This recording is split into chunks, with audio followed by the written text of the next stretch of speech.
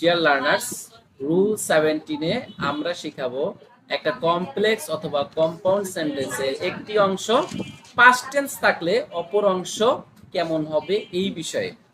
So dear learners, ভালো করে খেয়াল করো। এইখানে আমাদের যে ব্যাপারটা রয়েছে সূত্রের মধ্যে লেখা আছে সেটা আমি সংক্ষেপে বলে দিচ্ছি। সেটা হচ্ছে, এই বাক্যটা খেয়াল করো। ডেলা, ডেলা একটা মেয়ের নাম, একটা গল্পের character. Sold her hair, sold মানে বিক্রি করেছিল, হার হেয়ার তার চুল। ডেলা তার চুল বিক্রি করেছিল। এন্ড এখানে এন্ড আছে, এন্ড এখানে আরেকটা ভার্ব আছে বাই ব্র্যাকেটের মধ্যে, এ গিফট, একটা গিফট কেনার ব্যাপার এখানে আর কি।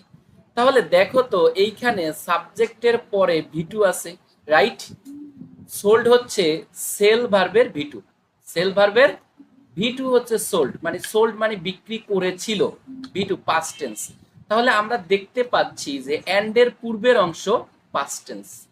তো কমপ্লেক্স কম্পাউন্ড সেন্টেন্সের নিয়ম অনুসারে সাধারণত ব্যতিক্রম হতে পারে, এর উভয় অংশে, অর্থাৎ প্রথম অংশ পাস্ট টেন্স হইলে পরের অংশ পাস্ট টেন্স হয়। সো আমরা এখানে এই বাইটার পাস্ট টেন্স করব। বাই এর পাস্ট টেন্স হচ্ছে বট, বাই এর পাস্ট টেন্স বট।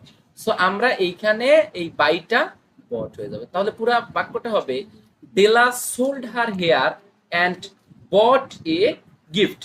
এই যে এইখানে সোল্ড ভিটু ছিল, তাই এখানে বাইটা ভিটু হিসেবে বট হয়ে গেছে। কারণ কি? এটা একটা কম্পাউন্ড বাক্য। কম্পাউন্ড বাক্যের প্রথম অংশ ভিটু আছে, তাই পরের অংশ কি হবে? ভিটু হবে। আশা করি রুল 17 খুব সুন্দরভাবে বুঝতে পেরেছো।